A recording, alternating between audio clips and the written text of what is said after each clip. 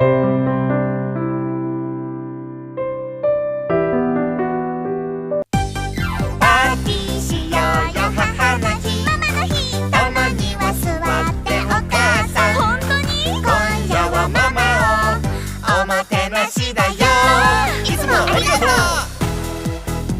ジでチンしてピザグラタン、ババロアミックスプリンもあるね。フルーツ乗せたらおしゃれだね。色とりどりの手巻き寿司。サラダは私に任せてね。パパ特製のビーフカレー、パパとママのワインもお継ぎします。僕らはジュースで乾杯。パーティーしようよ母の日、ママの日。たまには座ってお母さん。本当に今夜はママを。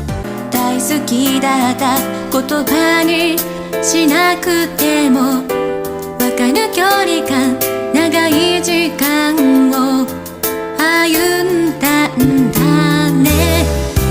あの頃は見えなかったものが今ならわかる気がする。特別な出来事じゃなくて変わらないこと、それさえ特別。